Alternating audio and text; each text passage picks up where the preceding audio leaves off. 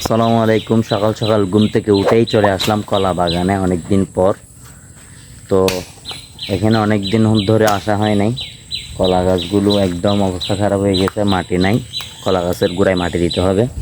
এই যে এখানে কলা গাছ, এখানে সারিবদ্ধভাবে অনেকগুলো মরিচ গাছ ছিল, যেটা এখন বর্তমানে নাই। মরিচ গাছগুলো আর মরিচ নাই। এই হলো কলা বাগান।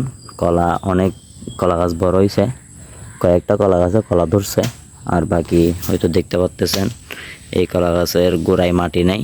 আজকে কলা গাছের গোড়াইগুলোতে মাটি দিতে হবে। এই মাত্র কাজ শেষ হইল, সবগুলা কলা গাছে মাটি দেওয়া শেষ। আমি এখন কলা বাগানের একদম শেষ প্রান্তে আছি। এই হচ্ছে কলা গাছ, আপনারা হয়তো দেখতে পাচ্তেছেন কলা ধরছে আলহামদুলিল্লাহ। গত বছর এই কলা গাছগুলো রুখছিলাম, এই যে এখানে মাটি দিয়ে ফেলছি। ওইখানে অনেকগুলো গাছ আছে, এখানেও মাটি দিয়েছি।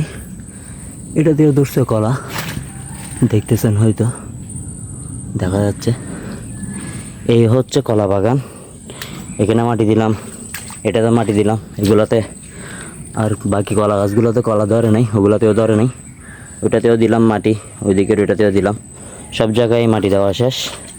এখন আসি, কাজ মোটামুটি আলহামদুলিল্লাহ অনেক কাজ করলাম আজকে। অনেক দিন পর কাজ করছি। প্রথম একটু কষ্ট হইলেও তারপর কিন্তু ইজি হয়ে গেছে মাটি কোপানোটা। সবগুলা কলা গাছে দিয়ে ফেললাম মাটি, কলা গাছের গোড়ায়। এই গাছটা বৃষ্টির কারণে পড়ে গেছিল, পর ওটাই দিছি, দেখি হয় কি না। এটাতেও দিলাম। এগুলো হচ্ছে কিছু মনে হয় হলুদ গাছ, এগুলো রুখছে। এই আর কি কলা বাগান। এটাই আমি কিভাবে মাটি কাটতেছি সেটা আপনাদেরকে একটু করে দেখাচ্ছি।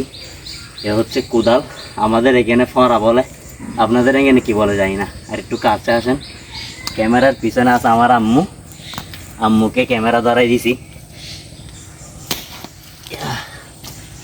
এ হচ্ছে মাটি, এভাবে এই গাছের গোড়ায় এভাবে করে করে সবগুলা গাছের গোড়ায় মাটি দিছি আজকে।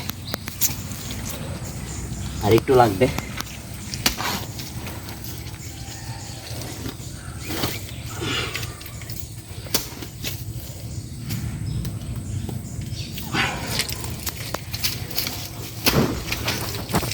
কলা গাছের গোড়াতে নাকি সবচেয়ে বেশি মাটি দরকার হয়।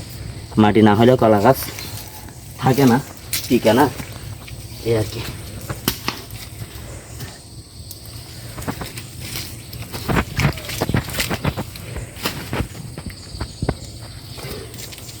আপনারা অবশ্যই কমেন্ট করে জানাবেন ভিডিওটা কেমন হয়েছে।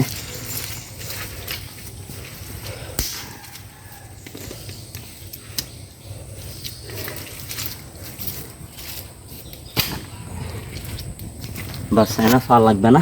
তো আজকের জন্য ভিডিও এই পর্যন্ত। সবাই ভালো থাকবেন, সুস্থ থাকবেন, দোয়া রাখবেন আমার জন্য। আসসালামু আলাইকুম।